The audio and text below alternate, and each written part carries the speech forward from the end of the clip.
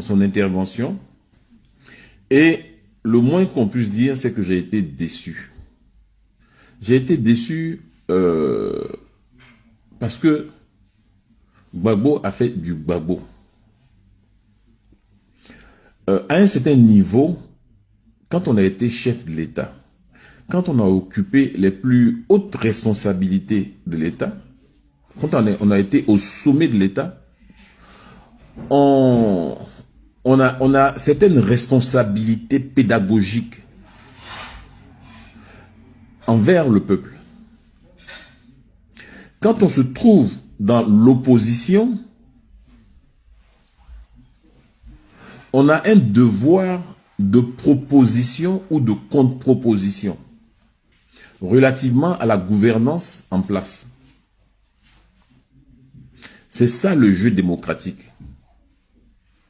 Mais je ne sais pas si on a dit à Gbagbo que son procès a été retransmis en direct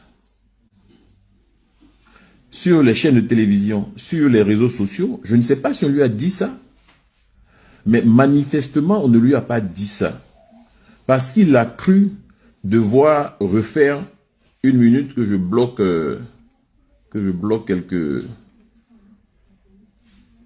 quelques microbes qui polluent mon direct. Voilà. Ça fait, voilà. Le premier virus a été nettoyé. Donc, manifestement, on n'a pas dit à Gbagbo que son procès a été retransmis sur les réseaux sociaux, sur les chaînes de télévision. Donc, il a cru nécessaire de nous reparler de son procès. Et donc, pendant 36 minutes, les gens ont fait le voyage. Parce que ça, c'est la face cachée des rassemblements. On envoie des cars dans toutes les régions, dans toutes les communes, dans tous les départements, dans toutes les sous-préfectures, pour convoyer les gens sur les lieux du meeting. Et après, on vient s'enorgueillir d'avoir fait un meeting gigantesque. Bon, tant que vous transportez les gens, ils vont se déplacer. Voilà. Mais ce n'est pas le sujet d'aujourd'hui. J'ai été déçu parce que je m'attendais à un discours programmatique.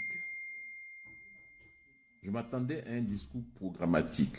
Du genre, le taux de croissance qu'affiche le gouvernement ivoirien est en deçà des capacités réelles de la Côte d'Ivoire, parce que voilà ce que nous, au PPACI, nous entendons faire pour avoir un taux de croissance qui reste stable autour de 10%.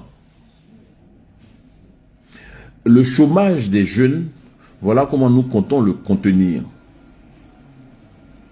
Mais on a eu droit à quoi? J'étais à la CPI,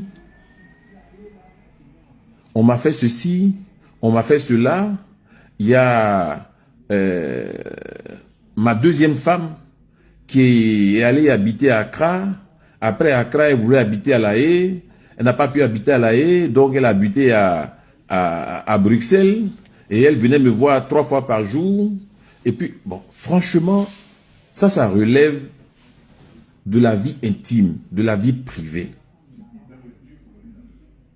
Donc, on ne s'attend pas à ce niveau de responsabilité quand on a occupé un poste aussi important à la tête d'un pays, qu'on vienne radoter, qu'on vienne ressasser toutes ces choses-là qui en réalité n'intéressent pas les Ivoiriens.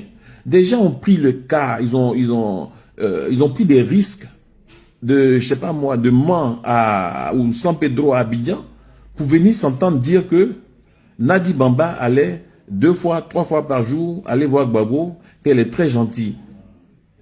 Mais est-ce que c'est de ça que les militants du PPACI ont besoin?